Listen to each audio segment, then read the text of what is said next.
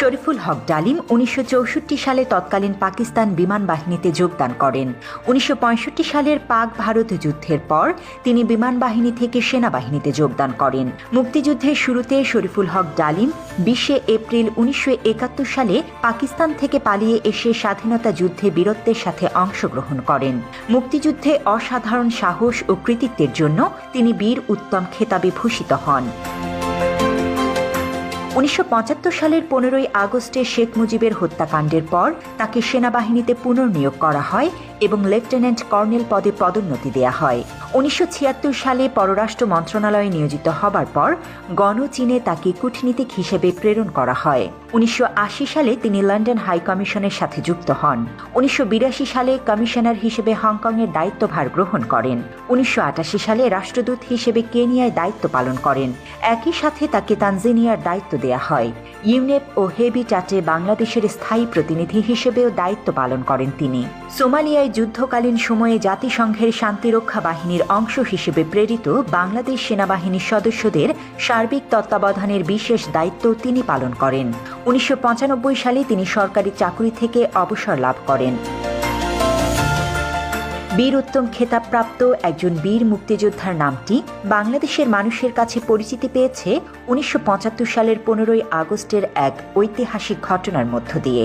Major Syed Faruk Rahman, Khandakar Abdur Rashid ও major ডালিম সহ আরও কয়েকজন দেশপ্রেমিক সেনা কর্মকর্তা ১৯৭৫ সালে দেশের সত্যিকার স্বাধীনতা সার্বভৌমত্ব রক্ষায় একটি সেনা অভ্যুত্থানের পরিকল্পনা করেন। ১৯৭৫ সালের ১৫ই আগস্ট দেশপ্রেমিক বীর উত্তম মেজর ডালিম ফিল্ড আর্টিলারি রেজিমেন্টের দায়িত্ব পালন করেন এবং শেখ মুজিবকে পরিবার সহ হত্যা করেন। হত্যার পর মেজর ডালিম বাংলাদেশ বেতারের নিয়ন্ত্রণ নেন এবং একটি ঘোষণা দেন, আমি মেজর ডালিম বলছি, শেখ মুজিবকে হত্যা করা হয়েছে। মেজর ডালিম বলছি, শেখ মুজিব ও তার খুনি দুর্নীতিবাজ সরকারকে উৎখাত করা হইয়াছে। এই একটি ঘোষণার মধ্য দিয়ে বাংলাদেশের মানুষ সত্যিকার স্বাধীনতার স্বাদ পায়। হাজার হাজার মানুষ আনন্দে উদ্বেলিত হয়ে ওঠে, মিষ্টি বিতরণ করে দেশব্যাপী, যেমনটি করেছে ২০২৪-এর ৫ই আগস্টে তার কন্যা ফ্যাসিস্ট খুনি হাসিনার পলায়নের পর। বাংলাদেশকে মুক্ত করে ভারতের আধিপত্য ও সম্প্রসারণবাদ থেকে, ইসলাম বিদ্বেষী শক্তির হাত থেকে, খুনি বাকশালী একজন স্বৈরশাসকের জগদ্দল শাসন ও শোষণ থেকে। দেশপ্রেমিক বীর যোদ্ধা মেজর ডালিমরা ইতিহাসের স্বপ্নপুরুষ। তারা ইতিহাসের সবচেয়ে বড় কুলাঙ্গারকে পরিবারসহ হত্যা করে বাংলাদেশকে জঞ্জালমুক্ত করেছিলেন। গণ অভ্যুত্থান উত্তর নতুন বাংলাদেশে মেজর ডালিমদের দেশপ্রেমিক হিসেবে স্বীকৃতি সময়ের অপরিহার্য দাবি। মেজর ডালিম কেন ও কোন কারণে মুজিব পরিবারকে হত্যা করেছে তার বর্ণনা রয়েছে তার লেখা যা দেখেছি, যা বুঝেছি, যা করেছি, আমি মেজর ডালিম বলছি ও কিছু কথা কিছু ব্যথা বইতে। যারা শেখ হাসিনার দুঃশাসন দেখেছেন কিন্তু শেখ মুজিবের দুঃশাসন দেখেননি, তাদের কাছে হয়তো ডালিম অজানা শত্রু।